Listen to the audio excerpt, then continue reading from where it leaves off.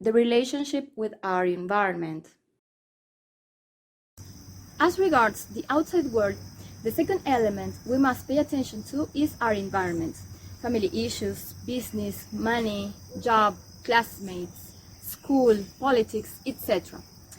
We could analyze the relationship which we have with the world which surrounds us according to different indicators, and we could make a long list of them.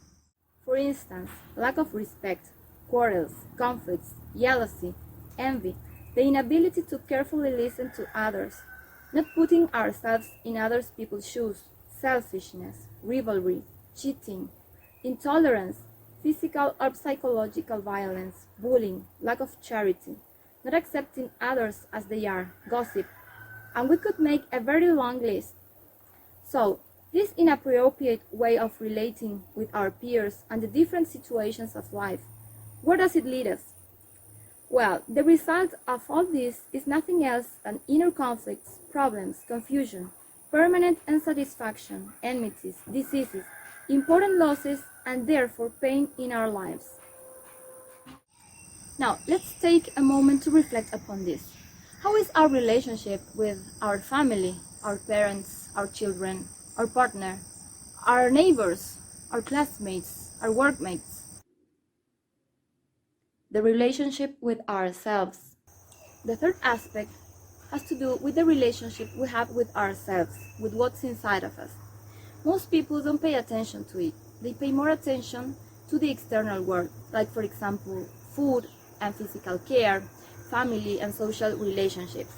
But they don't realize that the external world is the result, the reflection of our inner world. That's why if we don't have a good relationship with ourselves, we won't have a good relationship with others. However, what does it mean to have an appropriate relationship with ourselves? Well, within each of us, in our inner world, there are two kinds of forces which condition our life. Depending on their influence and our intimate decisions, we can experiment a fruitful and happy life or just feel the frustration, difficulties, and suffering of life conditioned by our selfish and unfulfilled desires.